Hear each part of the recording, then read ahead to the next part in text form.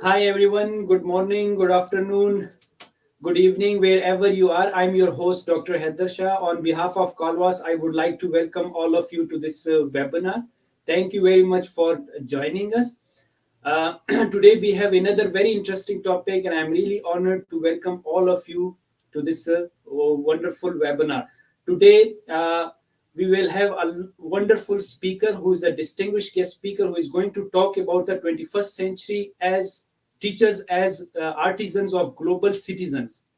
The role of teachers are so important in 21st century, and UNESCO is leading a new global citizenship movement, one of the three pillars of the UN Secretary General's Global Education First initiative, to view schools and teachers as active contributor to a peaceful and sustainable future. The Director General highlighted that at the heart of educational system, teacher holds the key to a better future for all. So, indeed, a very interesting topic that I'm sure in this session you are going to learn new amazing things. So, you will get the best insights about all these things in this session because we have a wonderful expert with us in today's this session. So, stay tuned because an amazing stuff are coming ahead in this session. So, before we start, I would like to thank the Kalwas for arranging such enlightenment sessions for their support and providing such a wonderful platform. The aim of the Kalwas is to give you the opportunity to connect and interact with world renowned speakers, academic leaders, teachers, authors, researchers, experts, professionals, and businessmen to learn from their experiences, recommendations, suggestions, and tips which will create an impact and will enable you to learn and develop yourself in order to grow and transform individually as well as to contribute to the world in positive way. As our slogan is come, learn, and share knowledge. So today we have an amazing person as a guest who is a multi-dynamic person with wonderful experience, an internationally known and recognized speaker. He is a great human being who is always ready to support and contribute to the world in different positive ways. So let me introduce him formally. He is the English language specialist with the Institute for Population and Social Research, Mahidol University in Bangkok, Thailand, where he teaches academic reading and academic writing for the social sciences for master and doctoral students. He is also the journal manager and copy editor for the top tier Scopus Index Journal of Population and Social Studies with the same institute. In addition to that, being the recipient of several prestigious international awards for the contribution to global education, he has acquired exemplary teaching qualification and a certification along with a bachelor in secondary education with honors and masters of arts in teaching with honors, both with concentration in English. He is currently a doctoral candidate pursuing a PhD in applied linguistics for English language teaching at King Mongkut's University of Technology, Thonburi, Thailand. Last but not the least, he's a wonderful speaker, author, teacher, researcher, professional, and above everything, a great human being. So please help me in welcoming our guest, Prof. David Perrodin. Welcome to the Calvas platform and thank you very much for joining us. My goodness, you who did you introduce? You sure did not introduce me. My goodness, I cannot I cannot compare to that person. Thank It's you, really pleasure to have you. thank you for having me here, and thank you for your kind words. Um, Before we began recording, we had a little chat, and I I realized today that I have done 230, I believe, of these presentations. I think 230. So yeah, and it never gets boring because I get to Yeah. meet people like you. So thank you. Um, Thank you. And that's the real contribution, Prof. You are doing because I have seen you on multiple platforms where mhm. I was the keynote speaker and you were the keynote speaker. Yes. The way you were presenting, the way you were explaining the things were so awesome. And from that time, you became my kind of mentor from whom I learned so many things. Yes, Prof. And that was so wonderful. So, Prof. As a reminder to the audience that the Prof will be presenting and we will take the questions and answer at the end of the session. So over to you, Prof. Okay. And uh, do I do I remember correctly? I have 40 minutes. Is that correct? Yes, Prof, you can take more Oh, no, because no, we no. would love to listen to you, Prof. Okay. Yeah. Thank Well, you. I'm a little bit American, so I'm a little, anal about time. So I Yes, would not want to abuse your hospitality. Okay, thank, let me thank you. see. Let me see if I can share. Oh, yes. Can can you see my screen? Yes, Prof, it's visible. Okay. Thank you, Prof. Okay, good. Beautiful, beautiful. Well, I was asked to speak about 21st century teachers as artisans of global citizens. And I absolutely love this topic. A few months ago, I spoke about something similar in the Philippines. So, uh, but every presentation I do is new and original. So I have I have I'm having currently I have an opportunity to be a co-editor for a book in published in Malaysia, and the book is about critical pedagogy. So I've been doing some research on critical pedagogy and how critical pedagogy applies to Southeast Asia in particularly. But in my research, I found that critical pedagogy applies, or I'm sorry, the same issues that are interfering with critical pedagogy in Southeast Asia are the same issues interfering with critical pedagogy in most developing countries. So when I was asked to speak about, well, building 21st century learners, I was thrilled because some of the research that I am doing will apply to this presentation. So follow me. I I often like to begin with a quote. The reason why I like to begin with a quote is because there are there are far more people in this world that are much more intelligent than I, and they have so much more experience. But Alexandra Trenfer said, "The best teachers are those who show you where to look, but don't tell you what to see." Now, this quote it contradicts a little bit what happens in Southeast Asia and in some other countries of the world. Many countries have authoritarian education systems. And what I mean by authoritarian is the teacher tends to be the giver of all knowledge. And the students tend to be less autonomous than they are in liberal education systems. Autonomous education tends to cause the students to be less critical or less analytical in their thinking. And if the students are less critical and less analytical, they will be less creative. And something very simple that I found. If you want to know the creativity of a nation, if you want to know the creativity of a nation, just see how many inventions they have or how many patents they have. And then you will see how creative are the people of that nation.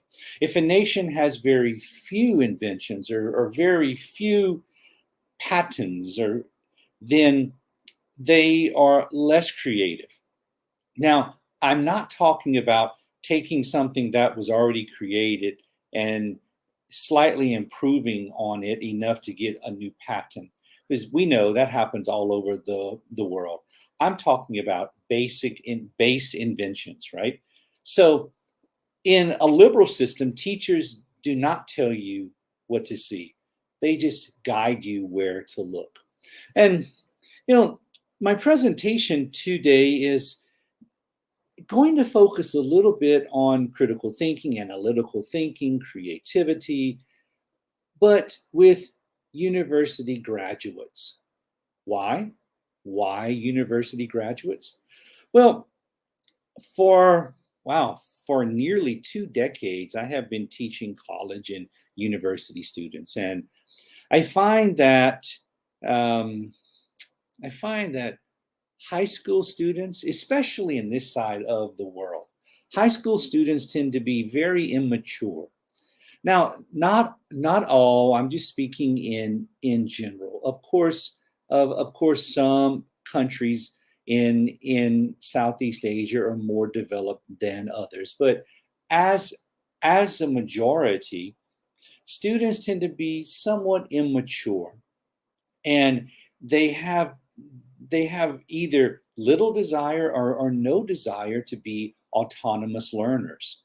Education systems here, especially in Southeast Asia, education systems tend to be very dictatorial, controlling, micromanaging the students' every behavior, from the way they dress to the way they cut their hair to so many things, to where the students, they're kept in such tight quarters. There's no time or no opportunity to think outside of these confinements. So I've realized that primary and secondary school students are a little bit challenging to implement any sort of critical thinking skills or analytical thinking skills or creative thinking skills. So I found that university students, when they leave that high school atmosphere and when they come to a university for a 4-year degree, you have 4 years as an educator to impart critical thinking skills, because the result of your 4 years of work with that student leads to the day in the picture. This picture here is graduation day, as we can tell. And the responsibility of the universities are to develop students to become proficient global citizens, to become competent global workers, to join into a 21st century global workforce to where they can survive. You know, if you look at education systems like I said before, especially authoritarian systems, you will actually see students who are great at taking tests. Most education systems, or most authoritarian education systems, are that they are teach for test systems, not teach to gain knowledge and understanding and comprehension, to be able to develop critical, analytical, and creative skills to solve the world's problems. No, you teach, the student takes a test, and then that's it. And I have interviewed hundreds of teachers in my career, and these teachers say the same thing. Well, the first semester the students learned this, but then when they come to my class in the second semester, they have no previous knowledge, no background knowledge of this subject. Well, you know, I have had students over the years tell me, "Oh no, teacher, Ajahn, lecturer, professor, whatever. After I take my exam or my test, yeah, I just forget. It's not important." So we want to prepare our students to be 21st century global citizens, right? We want to prepare them to be a functional workforce. Well, not if we have a teach to test system, because this is what happens. Your student, since your graduate, your university graduate, sits in front of the human resources director, and the human resources director says, "Oh, I see you did well in school. You have a 4.0 GPA, all A's. But what real world skills do you have? Oh, test. I can take test. Yeah. You know, yesterday I had a conversation with a prominent high school mathematics teacher. And this mathematics teacher works with the English program at their school. And they told me that they want to have they want to implement an internship program for some of their better students, okay? And I said, interns, I don't know. Interns over the past 10 years have become useless. They have no usable skills, no people skills, no nothing. And this teacher asked me, well, what can we do? I said, it's easy. If you can begin, if you can begin imparting critical thinking skills, maybe in the 6th grade, that way in the 12th grade, when the student finishes high school and they go on to university, they might be better equipped. But the thing is, high school students tend to be a little immature. So you, well, you can't focus on every student. So you have to sort of pick and choose the students who will participate in this critical thinking development program, if you want to call it. And you choose these students according to whatever soft skills they have. But soft skills are people skills, interpersonal skills, and it's a little bit difficult. It's really difficult to nurture a student who doesn't have these natural abilities. And I know, don't get me wrong, every student needs to have an equal opportunity, but we all know the truth. There are some students who just do not want to communicate, and they do not want to be a team player. So what do? You try to encourage them. I'm not saying leave them behind. What I am saying is the students who have these natural skills, they will take to critical thinking a little easier. So if our students are good communicators, just naturally good communicators, and if they are flexible and they have leadership skills and they can work in a team and they have good time management.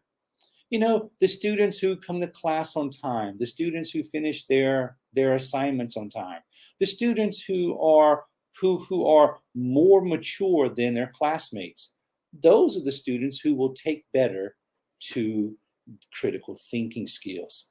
Now, hard skills are also important, okay? I'm not going to take away from hard skills. You need to be proficient in a foreign language. Oh my goodness, you must be proficient in a foreign language. I do not care what anyone says.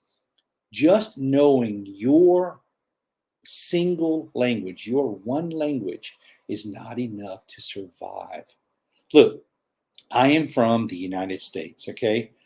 I think the last study I saw about passport holders, less than 6%, less than 6% of Americans have passports, and most Americans can only speak one language. My goodness, I love spending time with my European friends. They speak 4, 5, 6 languages. Ugh. And in my time traveling the world, I have picked up quite a bit. So I can carry myself in a few languages. Now, having a degree is important, absolutely. Having some sort of certificate that testifies to your knowledge, and typing. Look, hey, you need to know how to use a computer. You need to be able to type. You need to understand some sort of maneuvering with a computer. You need to understand how to create a PDF. You need to understand how to create a Word document. You really need to know these things if you want to be competitive. So let's look at being competitive. Now, yes, I am a Generation Xer. I fall right in the middle of Generation X. Oh my goodness. And you know, now, now I teach Generation Z. Woo, Generation Z.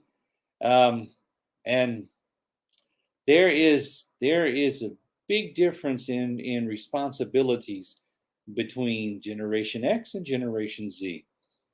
And but it's my duty. It is my duty to mold my students from Generation Z into productive global citizens. Okay. Now, so far, I just tried to introduce you a little bit to critical thinking, analytical thinking, creativity or creative thinking, and I just tried to show you a little bit about hard skills and soft skills, and just spoke a little bit about the reasons for being a prominent global citizen. Okay, now I can tell you this. Generation Z is disrupting the way learning happens. Absolutely. Absolutely. I don't know, I would be I would be amiss to really try to guess, but I imagine I have, wow, as many as 50,000 acquaintances in the world. And most of these people, well, yeah, most, if not all, work in education. And a lot of these people are, they're in their 40s, in their 50s, and they tend to teach how they learn.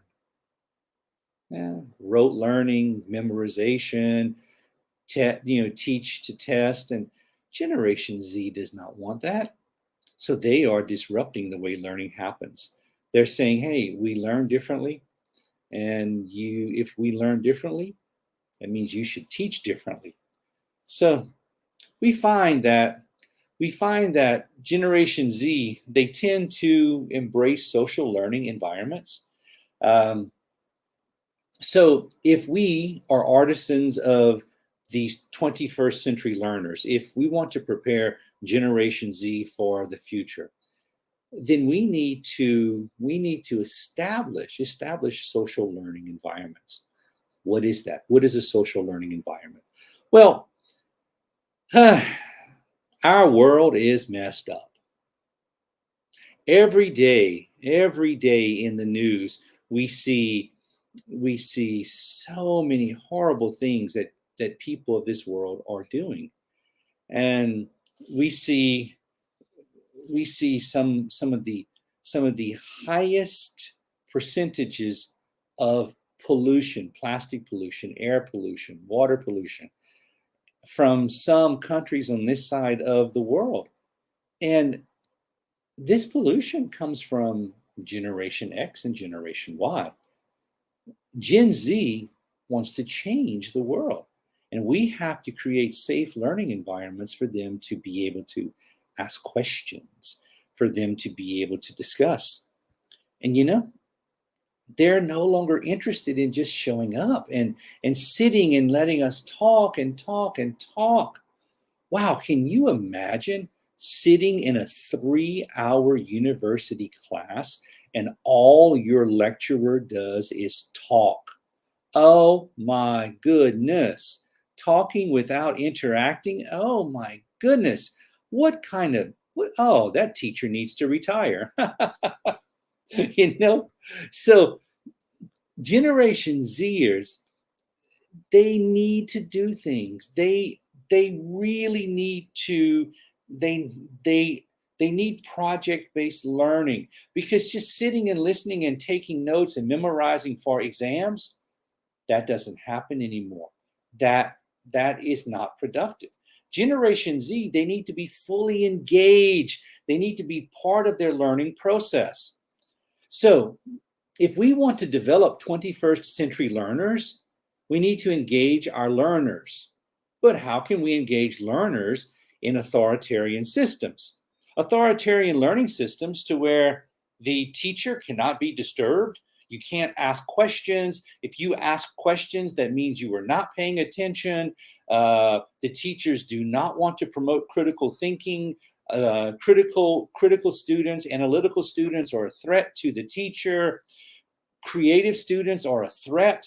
And my goodness, creative citizens and critical thinking citizens are a threat to the government leaders, and on and on and on and on and on. But as educators, we have to consider that Generation Z, when they graduate a university program, they go into a workforce. And think about it. They started they started university when they were 18 years old. So, they graduated at 21 or 22. A 22-year-old young person going into a workforce, and they are expected to work for 40, 45, 50 years. And if we do not prepare them in the beginning, how can they survive? How can they survive for 40 years in a workforce? So we have to create 21st century learners who are globally minded and who are who are a competent global workforce. Now, I love this right here. I love this quote by Albert Einstein. We can't solve problems by using the same kind of thinking we used when we created the problems. And, I deal with teachers every day, and they say, well, my pedagogy, the way that I teach is this. Yeah, that's the same way of teaching that you have been using for 35 years, or that's the way that you were taught in university, and that's the way your lecturers were taught in universities. So how can these antiquated ways of thinking solve problems of tomorrow? Because the way that we think caused the problems. So if we want to create 21st century learners, maybe we need to change the way we think. Now, the most highly sought after attribute of any transnational global corporation is critical and creative thinking skills. These critical and creative thinking skills allow our students to survive and to be competitive in a global market.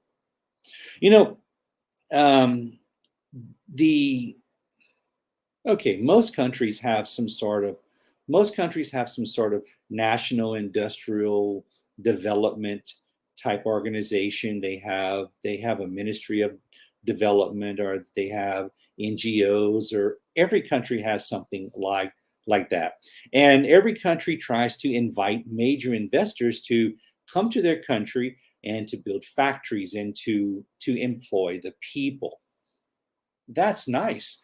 But when these companies come to your country and the citizens, the workforce, the human resources are not developed, these companies will not stay. I see this happening all the time. I see major companies coming to Thailand, huge companies. And after a short time, they leave. They go to South Korea, or they go to Japan, or they go to other areas where the human resources, the citizens, are more developed. So if your education system is not imparting critical and creative thinking skills now, well, guess what? You're doing a great disservice to your future workforce, the university graduates, right? And it doesn't matter if critical thinking is mentioned in your national curriculum. I hear this all the time. Oh, well, David, critical thinking has been in our national curriculum for 10 years. Yeah. Okay. What is the evidence that critical thinking skills are being imparted and being produced, being utilized? Show me the evidence.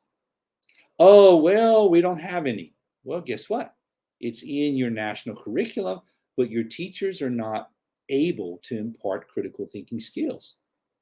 See? And the truth is that university graduates who possess these higher order analytical thinking skills, that they are recruited by these international companies. So why do I keep harping on international companies and transnational companies?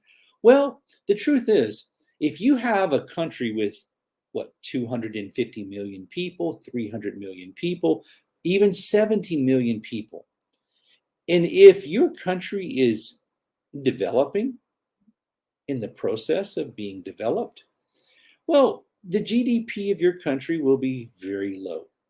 And sometimes an influx of capital into your country can do amazing things. So let's take the Philippines, for instance. What I believe 110 million people now, 110 million. So a little over 10% of the Filipinos, so what, 11 million, are overseas foreign workers. And these 10 to 11 million Filipinos who work in other countries, they send back remittances, they send back money to their families. And these Filipinos support most of their country's needs. Think about it. 10 million, 11 million people holding up most of a country. Why? Because these people, the people who work outside of the Philippines, these Filipinos, they possess higher order thinking skills, and they are able to create and analyze and evaluate and recognize and synthesize solutions because they were developed. These people were developed inside their country, then they were sent outside of their country to help support the country. Overseas foreign workers, my hat is off to you. I know you give up so much to support your family and to support your country. And so, look, understandably, critical and creative thinking skills they're, like I said, they are assumed to be taught. Yes, they are in the national curriculum. Yes, they are in the national curriculum. Yes, yes, yes. But are they really being imparted into the minds of the students? Are the students given project-based researches? Are they able to create and analyze? Are the teachers supportive? Are the teachers engaging?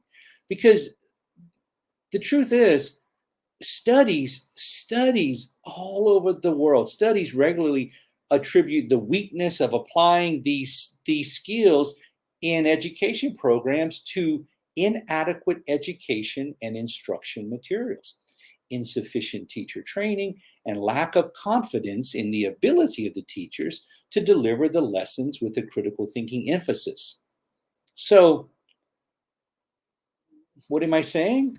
That without imparting critical or creative thinking skills into these 21st century learners, we teachers, we will never develop global citizens. We will never develop a global workforce.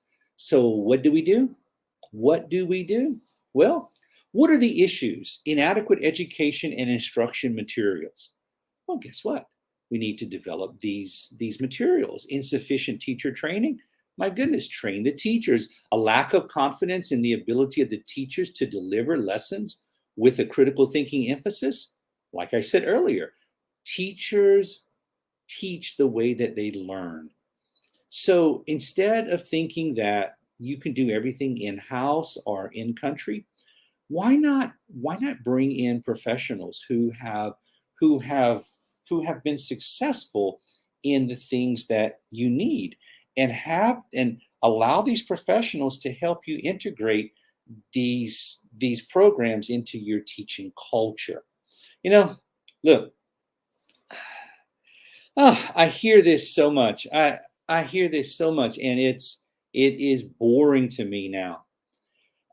When I tell university presidents and directors and deans and even CEOs of companies, I said, listen, why don't you bring in people from the outside who have experience in doing these things, and who do things, who train according to research. These people tell me, well, we're worried about our culture. We are worried about our local culture and our local traditions, and we're worried about this and this and this. And they always tell me, well, I think that this will not work. I believe that this will not work. And I say, I know that this will work. Oh, no. We don't want our students, we don't want our children to learn English or Mandarin or Spanish or French or other global languages. We don't want them learning these languages in primary school because we are xenophobic and we are afraid it's going to take away from our religion or our national identity. No, I know that does not happen. English is just a tool. It's just a language. It doesn't matter. It doesn't matter how many languages you know. You're still Thai, you're still Pakistani, you're still Indonesian, you're still Chinese, you're still this and this and this. It doesn't matter. It's just another language you know that makes you competitive.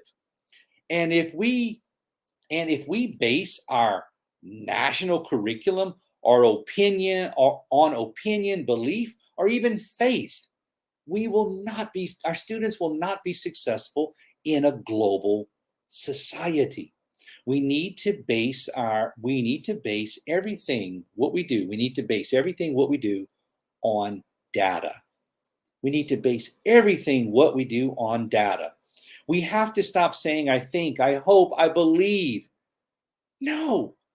These unsubstantiated beliefs and opinions, they just decimate, they destroy the future of our students.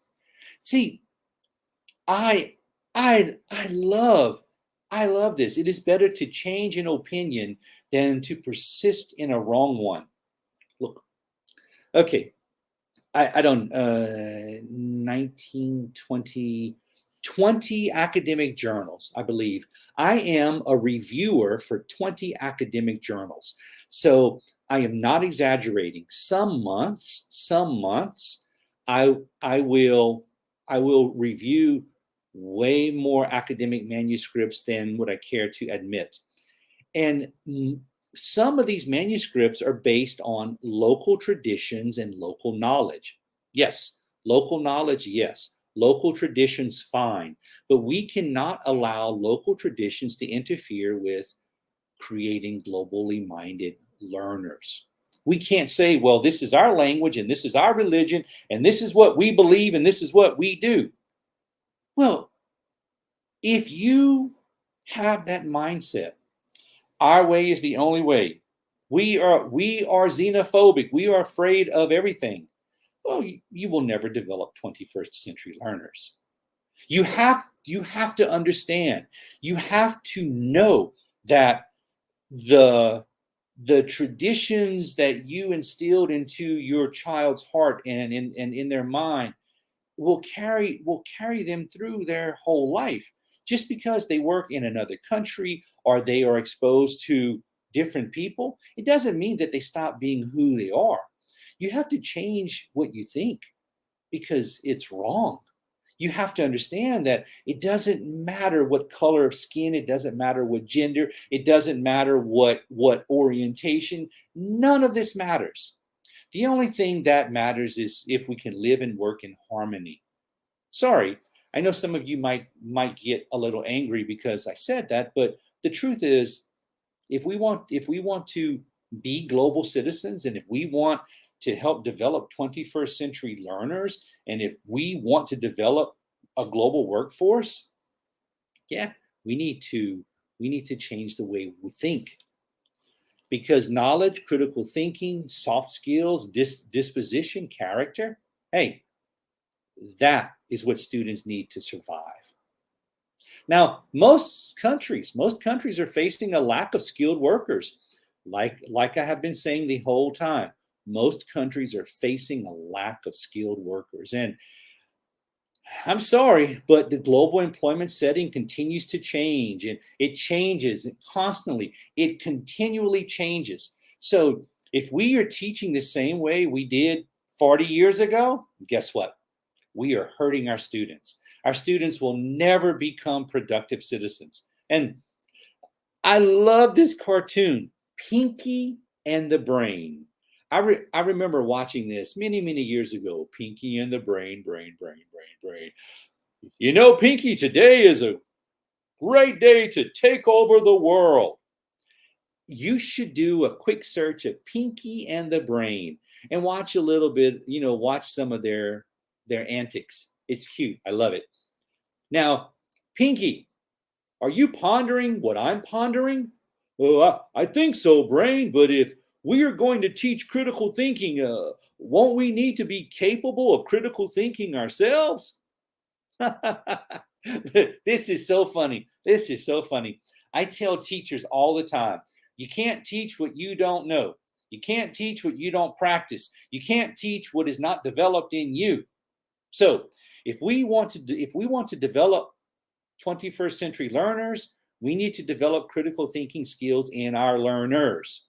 So, this book, Classroom Teaching Strategies, from Richard Watson Todd, he wrote this book. Well, he published this book in 1997, and you know, this book is still applicable today. It's just as applicable today as it was in 1997. So how do we develop 21st century learners? Well, we as teachers, we need to use 21st century teaching strategies. Okay, yes. Teachers always complain about the materials. Well, you know, sometimes we have to use the materials, but we have to use the materials wisely. So develop your strategies. Develop your teaching strategies if you want to develop 21st century learners. And look, your attributes. Develop better teacher attributes. Having high expectations. Okay, I'm going to tell you a little, just something, a little, I don't know, a little something that I've seen in Thailand, and it greatly disturbed me when I first began teaching here. Students copy everything. One student will do the homework. They will put their book in the middle of the table, and you will have a dozen students around that book just copying. One student writes a book report, and their friends copy. And yes, they even copy the first student's name. Yes. And the teachers and the school directors, they walk by these groups of students copying and cheating. They do nothing. Matter of fact, they can't do anything because the teacher is supposed to show kindness to the students. And kindness is letting the students do whatever they want. So what happens? The teachers have very low expectations. Low expectations, so low performing students. So sometimes we might have to have high expectations. We need to help our students develop into becoming globally competitive citizens. Teacher knowledge. Hey, look, I'm still learning. I learn every day. I gain in knowledge. I gain in understanding. I learn more about my subjects. I learn more about my students, and I learn more about my curriculum. It does not matter how old you are or how long you have been teaching. You should learn something every day.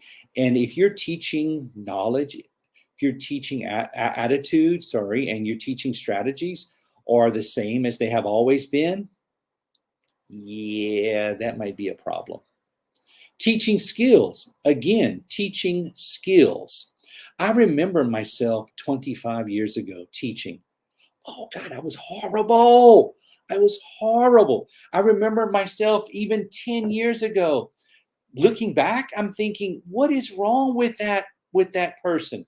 Now, I still think, wow, I evaluate myself and I think, wow, I didn't do this well. What could I have done to make this better? I ask my students, or I evaluate what I did, and I ponder, and I watch videos of other teachers how they do things. I try to develop my skills so much because I don't want to be that stale teacher. Ooh, I don't want to be that teacher does the same thing every day the same way. No way. Teaching personality. You know what? Tolerance and flexibility. Yes. Now, having high expectations does not contradict tolerance and flexibility. No, it does not. Let me tell you why. I am an English teacher, or more specifically, I would call myself an ESL, English as a second language, or EFL, English as a foreign language, or a TESOL or TEFL teacher, whatever you want to call me, okay? But I teach English to people whose first language is not English, okay? Simple. And I remember when I was younger, oh, I was gung ho. No first language in my class, only English. I was a fool. Oh, I was a fool. I was not taking advantage of the richness of the first language to help teach English. I was a fool. Oh, now I'm like, hey, you know what?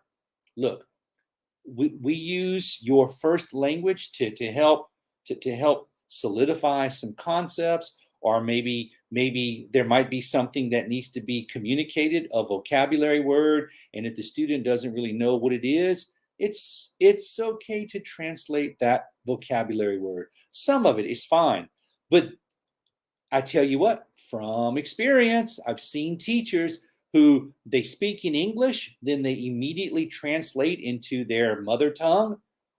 The students never learn, because the students, they turn off their brains and they're like, oh, I'm not going to listen to this in Bahasa Indonesian. I'm sorry, in English. I'm going to wait till the teacher speaks Bahasa Indonesian. So, yeah. Now, teaching maxims. This is the last point here. My time is nearly up, so bear with me. Teaching maxims, promoting interaction. Change the way you teach, okay? Interact with the students. Let the students ask questions. It doesn't matter what question they ask. Give them an answer, and if you do not have a concrete answer at that moment, say, wow, that is a great question. You know, give me some time. Let me research the answer, because I want to give you the best answer. Okay? See, that's easy. Now, look, I'm leaving here. I want you to know, do not limit a child to your own learning, for he was born in a different time. If anything I said today about my personal experience at being a Generation Xer and teaching Generation Zers and preparing these young people to become global citizens and preparing them to be in a global workforce and establishing critical thinking skills and analytical thinking skills and creative thinking skills. If any of these things reached your heart, thank you. And if anything I said today offended you, you might want to take a look in the mirror and see why you are teaching. Okay, so this is me. You can send a message to me on Facebook Messenger. If you add me as a friend, I don't think I have room. I think I'm maxed out at 5,000 friends. Yeah, but send me a message on Messenger. I would love to communicate with you. I would love to answer your questions. I would love for you to critique, for you to criticize, whatever you want. Communicate with me. I will appreciate you. Okay, that's it. I'm at my time. Okay. Thank you very much, Prof. Such a wonderful presentation and so superb content.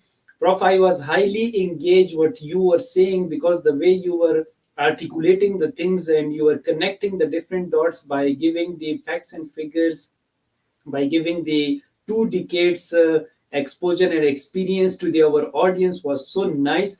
And I love the way you started it, right from the different images, and then you talked about the uh, soft skills and the hard skills, and then you relate it to the different generations, the X, and we are teaching to the Y. So that is the most important thing. And I loved your way emphasizing on critical thinking and creative thinking. I believe that is the most important thing, and that is the lacking, that we can engage this Z generation, because they are the people who always look for the things. How can you motivate them, promote them, have an interactive session with them, and above everything, your last slides of the 21st century skills, particularly the teaching strategies, the teachers' abilities, their knowledge, their attitude, and all these things was so superb. And I think that in 45 minutes, you have given us the 45 hours lecture, because it was so comprehensive, so brief, yet so superb content, heavily loaded content, that I even learned so many new things from you, Prof. And the way you were giving the examples, I think that was the superb part of it, because you related not the South Asian or Asian concept, but also the US and the European, that Sure. everywhere we need to consider that thing, that global citizenship is very much important. And I loved your different sentences, as you mentioned differently, that yes, we have to take care of them because they are the future generation, and they are very much important for us. Very nice presentation, wonderfully. And Prof, I say that it is so great presentation, and that's why you have more than 213 sessions, because you are so super speaker, and everybody wants you to have guest session for them, which is so super. Prof, we have a few questions for you, and if you Sure. allow me, I will ask. First, they want to ask Prof about that. Do new online media help to establish international scientific cooperation and research? What is your opinion on that, Prof, please? Wow. I um I well, what do I have? I have uh I don't know, 50, 55, 60 publications or so, something. And in 2021, I have published more in 1 year than I have done in any other year. 2021.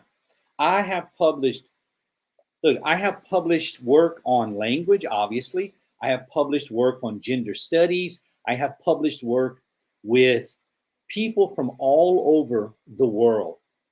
Now, would that have happened before? Not likely. In 2020 and 2021, I have been doing these presentations and I have met so many people and I have been able to do work with just so many different nationalities and ethnicities and on and on and on. So my answer is yes, the online sessions have promoted uh, just collaborations that I'm not sure they would have ever been possible at this level. Yes, Prof. Very nicely said. And that is the beauty of the Prof, I think, of technology, that we are taking advantage. We are sitting at different countries and we are being connected so easily, and we are exchanging the different ideas, the thoughts, the how can we work together. So you are very much right, Prof, in that regard. Prof, another question. The audience wants your ideas, that to please share your idea about curriculum internationalization for global citizenship. Yes, Prof, please. You might want to copy and paste these questions into the chat box here. They're long. Okay, wait. One more time, please. Yes, Prof. The Again. question is that they want to ask that, Prof, share your ideas about curriculum internationalization for global citizenship. What kind of Oh, curriculum okay. you Yeah. would Okay. recommend? Sorry. Yes, Prof. Yes. Yeah.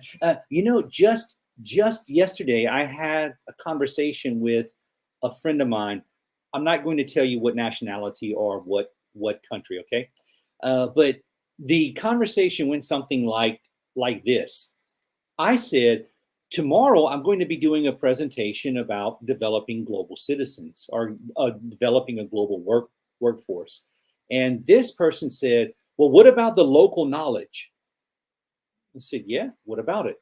Well, we need to have local knowledge in our curriculum more than we have international knowledge. I said, why?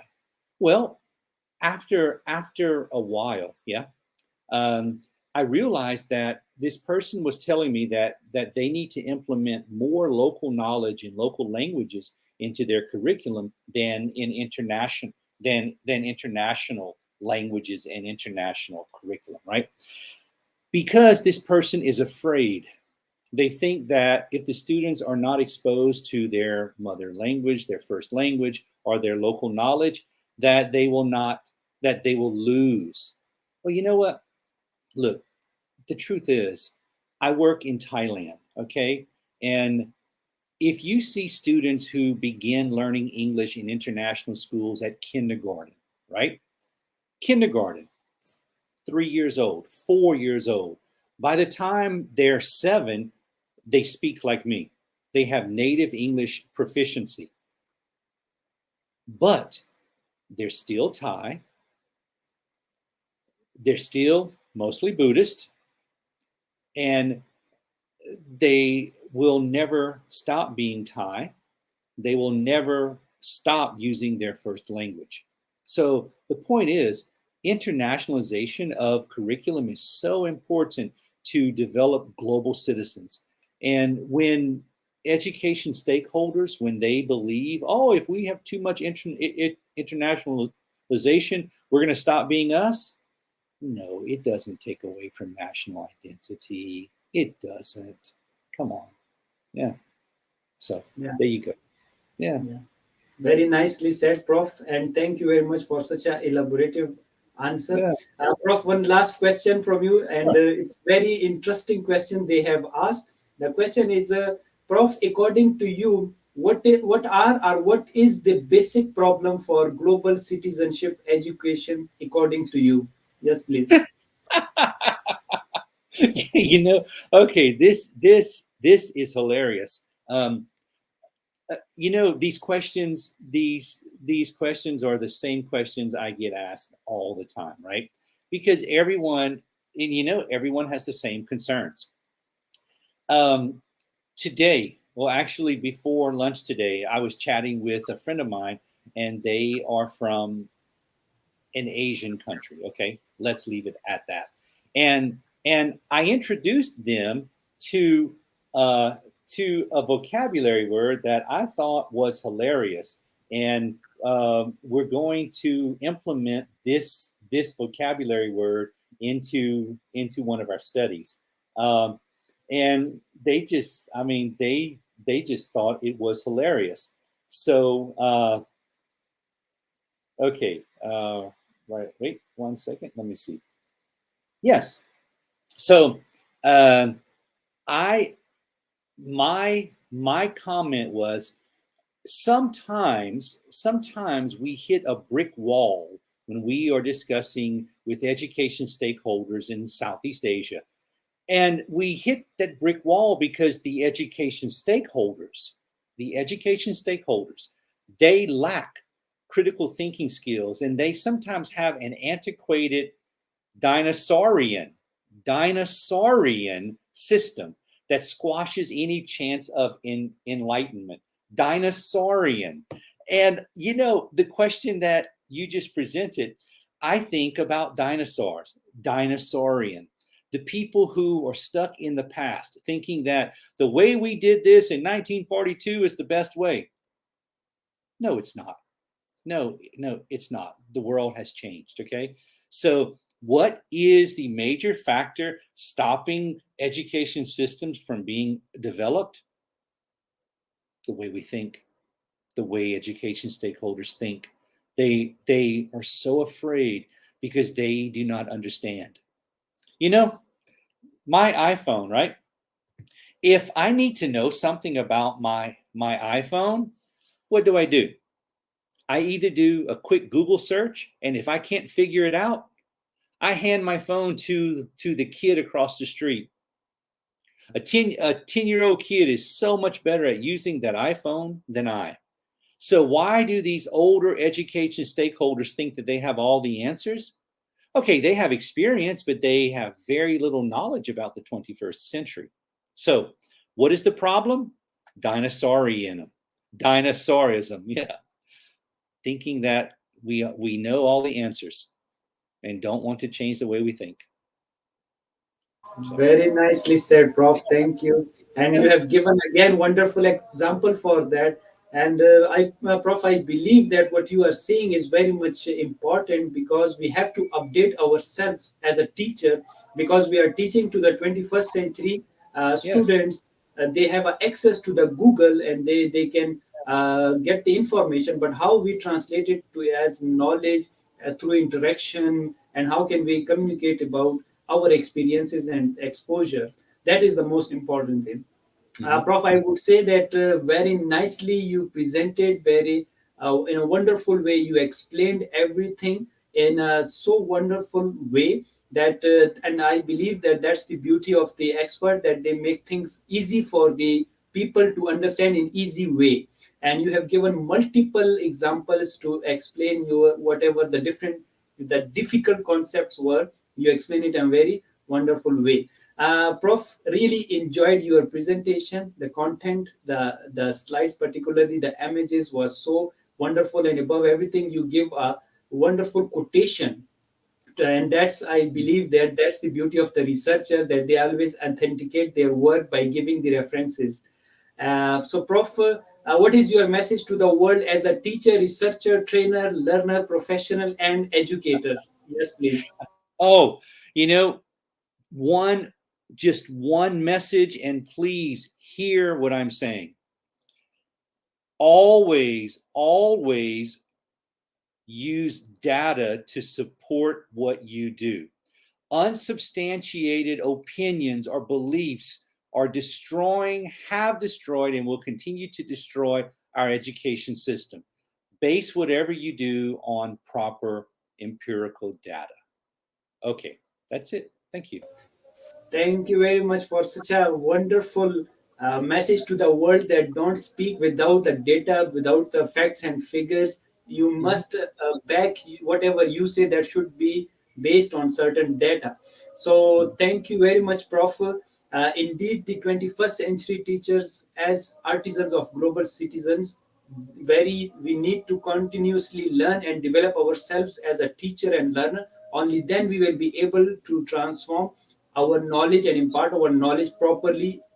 So do follow the distinguished guest speaker through his research work, and you can email him for future learning and guidance. He is very generous and always ready to help the people. Moreover, wonderful explanation, powerful content which the great speaker has already elaborated will help you learn and develop your understanding regarding the global education citizenship. Take advantage of all the important tips, suggestions shared by the expert.